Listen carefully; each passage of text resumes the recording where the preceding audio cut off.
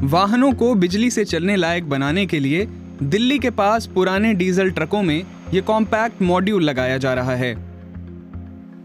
Retrofitting कहलाने वाली ये प्रक्रिया ट्रकों को इलेक्ट्रिक वाहनों में बदल देगी। देखिए, वाहन को इलेक्ट्रिक बनाने के लिए पुराने ट्रक की चेसिस, कैबिन और बॉडी फिर से इस्तेमाल हो सकती है। प्रदूषण की वजह सिर्फ यही एक चीज है, इंजन, है ना? हम प्रदूषण फैलाने वाले हिस्सों को हटाकर बिल्कुल नया इलेक्ट्रिक पावर ट्रेन और ड्राइव ट्रेन लगा देते हैं और इस तरह एक आइस ट्रक को स्मार्ट जीरो उत्सर्जन वाले ट्रक में बदल देते हैं। लेकिन बड़े स्तर पर रेट्रोफिटिंग कैसे की जाए?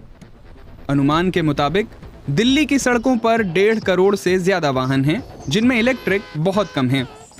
सर्दियों में शहर खतरनाक वायु प्रदूषण से जूझता है। कार्बन डाइऑक्साइड समेत पार्टिकुलेट मैटर से होने वाला आधा प्रदूषण गाड़ियों से आता है।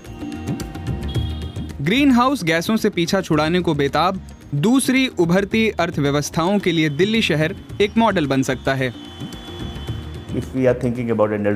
नेट जीरो अर्थव्यवस्था में ऑटोमोबाइल सेक्टर बदलाव के केंद्र में होगा। नई गाड़ी खरीदने के बजाय अगर मैं अपनी मौजूदा गाड़ी को रेट्रोफिट कर अपग्रेड कर सकता हूं, तो पर्यावरण के लिहाज से इससे बेहतर कुछ नहीं। लेकिन पुरानी गाड़ियों के कन्वर्जन में बड़े पैमाने पर निवेश करने के बजाय शहर प्रशासन का रवैया तात्कालिक सा है। वायु प्रदूषण बढ़ते ही ड्राइवरों को पुरानी डीजल और पेट्रोल गाड़ियां सड़कों से फौरन हटानी होंगी। इसका असर रविंदर सिंह राठौर जैसे लोगों पर पड़ता है, जो रोजी रोटी के लिए गाड़ी चलाते हैं और गाड़ी की किश्तें अब भी जा रही हैं। कोई भी गाड़ी हो, जैसे अब ये 19 मॉडल है, ये 19 मॉडल है, इसकी 42,000 रुपये इंस्टॉलमेंट है। पर डे का 1,500 रुपये हो गया। मकान का किराया देना है, घर में बच्चों का जो रेगुलर खर्चा है, बच्चों की फीस है। तो मैंने अभी बताया कि आप इसको सबको अगर काउंट करें तो रोज का 2,500 से 3,000 रुपये। एनजीओ आई फॉरेस्ट के प्रमुख चंद्रभूषण कहते हैं कि डीजल और पेट्रोल की कारों को उनकी उम्र के हिसाब से बैन करना गलत है और आर्थिक लिहाज से नुकसानदायी है। The criteria for स्क्रैपेज का मापदंड फिटनेस के आधार पर होना चाहिए कि गाड़ी चलाने में सेफ है या नहीं, या प्रदूषण के लिहाज से पैरामीटर पूरे करती है या नहीं। pollution parameter or not. Delhi में 8% से भी कम गाड़ियां इलेक्ट्रिक हैं, जबकि 2030 तक लक्ष्य 30% का है। नई नीतियों और चार्जिंग स्टेशनों के बावजूद गति धीमी है। जहाँ तक संभावना की बात है, योजनाएं बनी हुई हैं, शहरों में इंफ्रास्ट्रक्चर खड़ा हो रहा है, फिर भी बिजलीकरण की दर उतनी ज्यादा नहीं बदल रही। मेरे ख्याल से ये थोड़ा रुककर सोचने समझने का वक्त है कि चुनौतियाँ क्या हैं और क्या हमें इसमें इतनी मेहनत करनी भी चाहिए, या फिर हमें सिर्फ लो कार्बन मोबिलिटी के विकल्पों को अपना लेना चाहिए, जैसे पैदल चलना या बस या साइकिल से।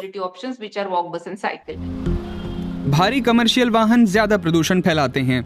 भारत में लाखों ट्रक और बसें चलती हैं, जो समूचे परिवहन सेक्टर में 40% CO2 उत्सर्जन के लिए जिम्मेदार हैं। हैवी ड्यूटी ट्रकों के उत्सर्जन में कटौती खास तौर पर जरूरी है। 2020 में ऐसे ट्रक भारत की सड़कों पर होने वाले करीब 40% कार्बन उत्सर्जन के जिम्मेदार थे। यहाँ रेट्रोफिटिंग काम आ सकती है।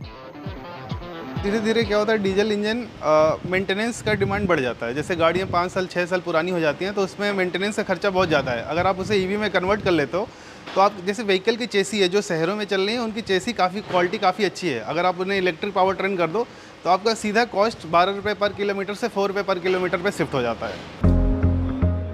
कंपनी ने अपनी पावर ट्रेन यूनिट और सॉफ्टवेयर तैयार किया है, जिसे सरकार से मान्यता मिली है। नया इलेक्ट्रिक ट्रक खरीदने की तुलना में ये गाड़ी करीब 40% सस्ती है।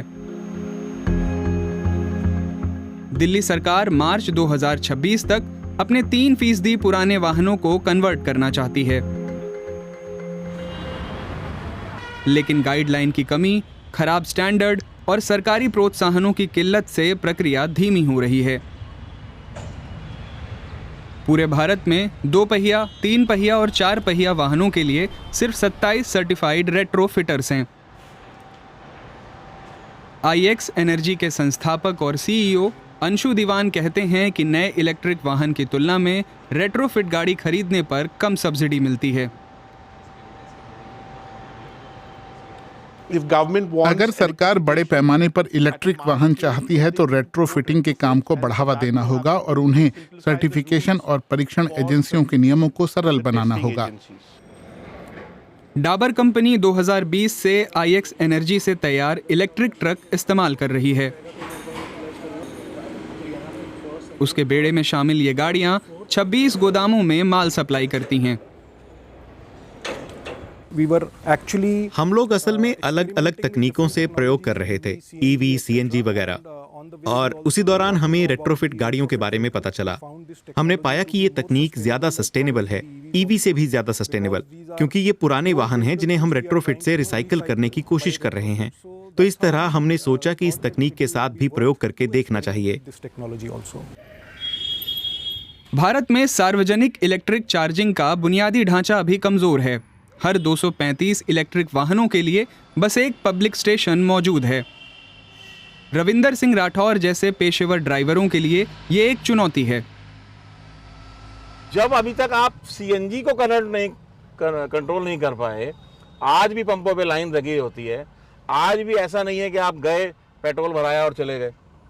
अभी भी आपको तो EV को आप इतना प्रमोट कर रहे हैं, पर EV को चार्जिंग स्टेशन तो दीजिए। सस्टेनेबल मोबिलिटी की दिशा में राजधानी दिल्ली को अभी लंबा सफर तय करना है। गाड़ियों के एक नए, कम उत्सर्जन वाले भविष्य में रेट्रोफिटिंग प्रमुख भूमिका निभा सकती है और ये कोशिश दुनिया के तमाम महानगरों को भी प्रेरित कर सकती है।